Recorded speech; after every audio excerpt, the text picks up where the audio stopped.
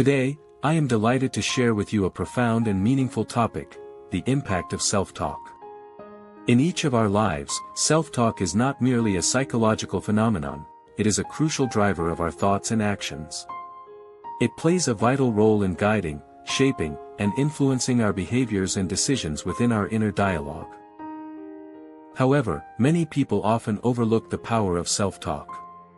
We may underestimate its influence on our emotions, beliefs, and behaviors. Therefore, today I would like to delve into the impact of self-talk on us and explore how we can utilize it to foster positive thought patterns and behavioral habits.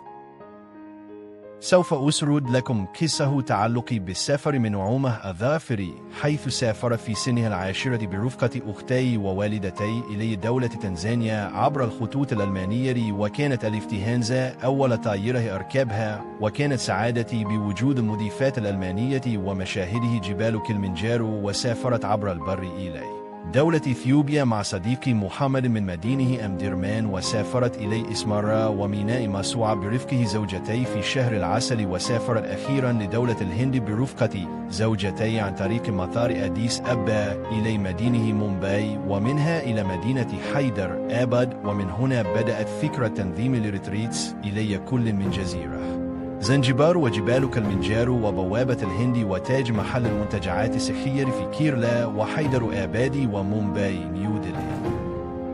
أعزائي المشاهدين، سأسرد لكم قصة تعلقي بالسفر من نعومة الظافري، حيث كان جدتي تقص لنا رحلات الجد الأكبر الرفاعي الذي كان يسافر بالجمال عبر درب الأربعين لدولة مصر الشرقية، وكانت أول رحله سفر لي بالطائرة الإفتهانزا عبر الخطوط الألمانية إلى مدينة دار السلام، عندما كان في سن العاشرة برفقة والدتي وأختي الصغيرة لزيارة والدي الذي يعمل بالمركز الإسلامي في دوله تنزانيا، حيث شاهدت جبال كلمنجارو أعلى قمة في قارة أفريقيا، وسافرت بالأكره بعدما كبرت لمدينة جده وهبت إلى مكة المكرمة والمدينة المنورة، ثم سافرت إلى إسمارا